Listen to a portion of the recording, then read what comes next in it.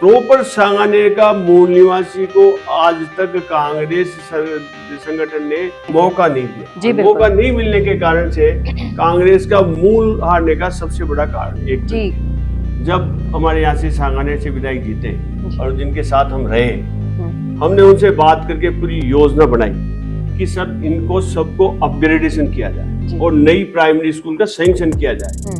उस योजना के तहत सांगानेर में करीब 33 पंचायत में से मुश्किल से 5 या 10 पंचायतों के मुख्यालय के ऊपर सीनियर सेकेंडरी स्कूल थी।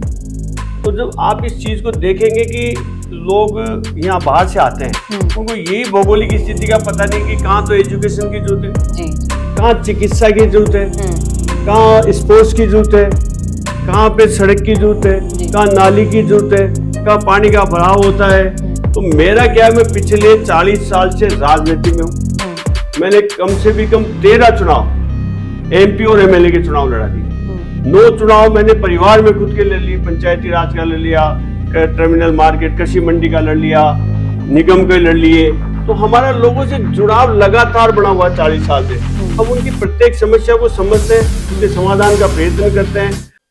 किसी भी क्षेत्र की बात करते हैं तो वहां पर सबसे पहले स्थानीय मुद्दे, वहां के विकास के मुद्दे प्रखर होकर सामने आते हैं और जनता जिन पर वोट देती है वही असली मुद्दे होते हैं। और जब हम सांगानेर विधानसभा क्षेत्र की बात करते हैं, वहां जनता की राय लेने जाते हैं, तो इन्हीं मुद्दों पर जब बात की जाती है तो एक ही नाम सबकी जबान पर चढ़ा मिलता है और वही शख्सियत आज हमारे साथ हैं, जो पूर्व मेयर रह चुके हैं, पूर्व पार्षद, पूर्व सरपंच और जिन्हें विकास पुरुष के नाम से सांगानेर की जनता जानती है। विष्णु लाटा जी, आपका बहुत बहुत स्वागत है। नमस्कार लाटा जी, मैं आपसे जानना चाहूंगी कि कांग्रेस सरकार की बात करें हम तो सांगानेर विधानसभा क्षेत्र में ऐसे क्या कारण रहे हैं जिनके कारण कांग्रेस आ नहीं पाई है? सबसे पहले मैं हमारे प्रदेशवासियों को बहुत बहुत धन्यवाद और बधाई देना चाहता हूं कि अभी पितृपक्ष चल रहा है।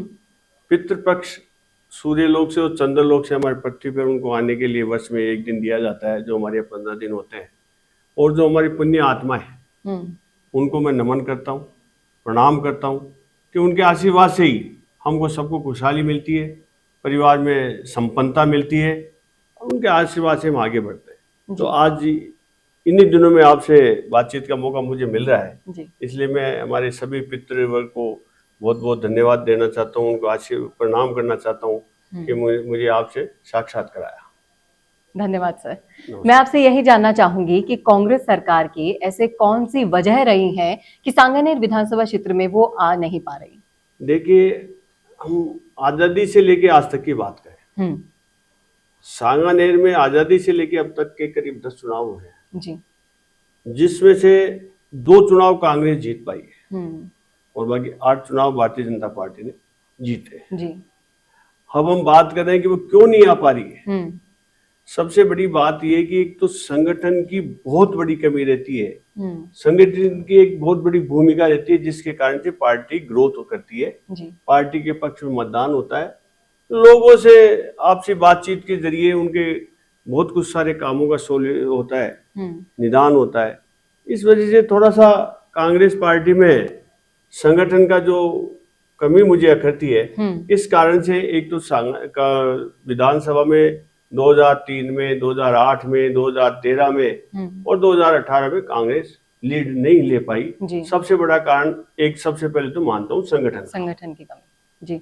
दूसरा काम ये मानता हूँ मैं कि सांगानेर में अब तक जितने भी जो लोग आए वो सांगानेर के क्षेत्रीय निवासी नहीं रह के और बाहर के लोगों का आगमन हुआ। जब बाहर के लोग आते हैं, चुनाव लड़ते हैं और जब वो चुनाव हार जाते हैं तो सांगानेर विधानसभा क्षेत्र को छोड़ के वो अपने गंतव्य स्थान पे चले जाते हैं जहाँ से वो लोग आते हैं जी। चाहे वो कहीं सीकर से हो, चाहे बाड़मेर से हो, कहीं जोधपुर से हो, कहीं भरतपुर से हो, अलग अलग जगह से लोग आते हैं जी।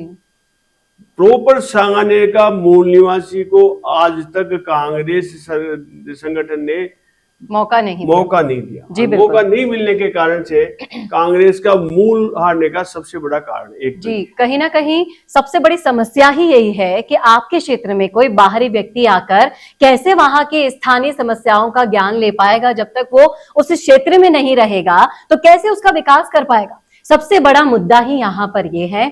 और इसी के चलते जब हम ग्राउंड लेवल पर निकलते हैं बातचीत करने के लिए जनता से, तो यही मांग सबसे ज्यादा उठाई गई है कि इस बार जो कैंडिडेट होना चाहिए वो स्थानीय निवासी हो।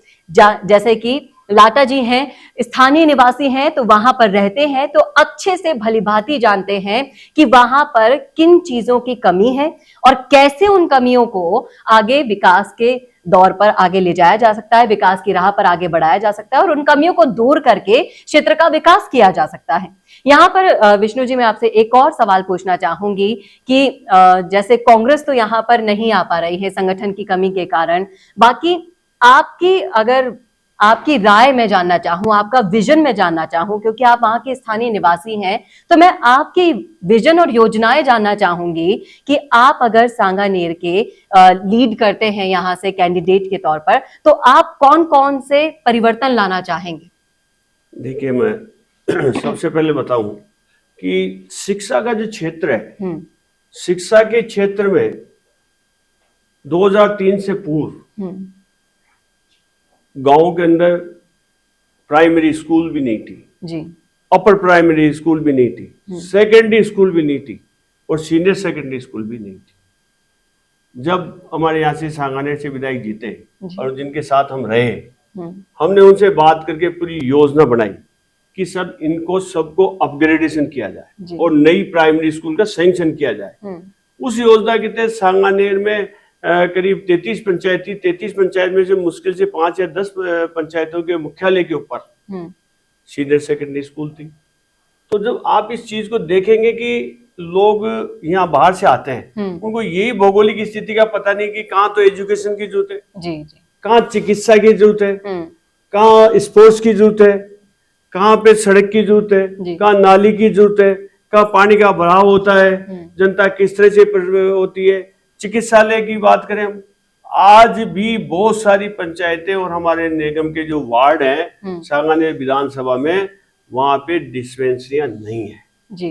अब आप देखिए, अभी कोविड के अंदर इतनी तबाही हुई, कितना बड़ी लोगों को परेशानी हुई कि उनको इलाज के लिए उधर भटकना पड़ा जी।